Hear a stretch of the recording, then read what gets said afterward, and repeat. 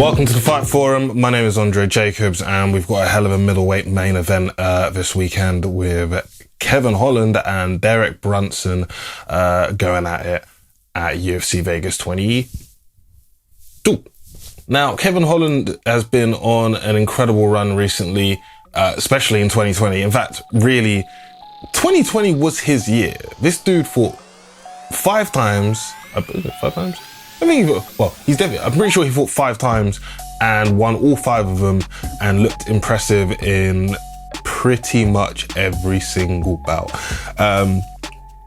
Obviously, the cherry on top was his battle against Jacare, where he produced one of, if Joaquin Buckley hadn't done a spinning turn kick into a dude's face and cracked him with the base of his foot, I'm pretty sure this would have been the knockout of the year, because I don't think I'll ever see anything like that. That was such a weird knockout where he was on his back, managed to kind of like Eddie Gordo capoeira himself up and punch Jacare in the face, stun him, and get back up and start landing the I don't even know if that was ground and pound because he was on his knees. You rarely ever see a fighter on his knees taking shots to the face from the fist. Petayan, you should probably take a cue from Kevin Holland. That's how you get it. That's how you win fights, when your opponent's on the knees. Throw a fucking punch, mate.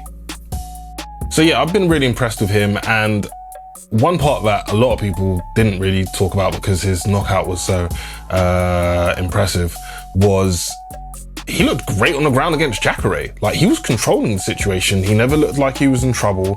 And for those who don't know, Jacare is is a fantastic jiu-jitsu competitor. He was peers with Roger Gracie. They had countless battles, and just when it comes to the ground game, his skills are mwah. So for Kevin Holland to control him like that, I gotta say, impressive, very impressive. Derek Brunson sort of has a weird sort of history in MMA. First, he had this sort of like bum rush style, berserker style, just running towards his opponents, trying to throw heavy shots constantly. But better fighters pick him apart, aka Israel Adesanya. Israel Adesanya. Make sure that you guys don't get upset with me for my pronunciation or lack thereof pronunciation. But yeah, that fight is a perfect example of Brunson just wading forward and a dude just like picking them apart. Ever since the fight with Ian Heinisch, that hasn't really been the case. He's been a lot more, cautious, I think is the best description for that. But it's not cautious in the fact that he's staying defensive. He's just waiting and being patient. I think patient is probably the better way to describe it. And it's worked fantastically for him. Personally, I was one of those people who thought Edmund Shabazian was the next coming of the middleweight Christ and was going to go and have an undefeated battle with Israel Adesanya somewhere down the line. Not the case now, because both men have lost. But yeah, I thought Edmund Shabazian was going to beat Derek Brunson, and I was very, very wrong. Is Derek Brunson the stereotypical gatekeeper of middleweight? If you're able to beat him, you deserve to be on the run for a title shot or deserve a title shot. I think he is.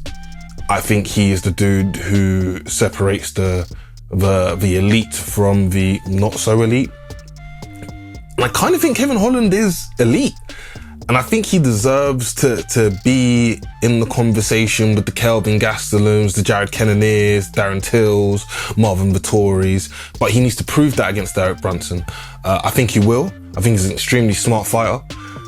I don't know if it'll be a finish like he has been recently, but why not? I'm going to go Kevin Holland. What do you guys think? Let me know in the comment section below.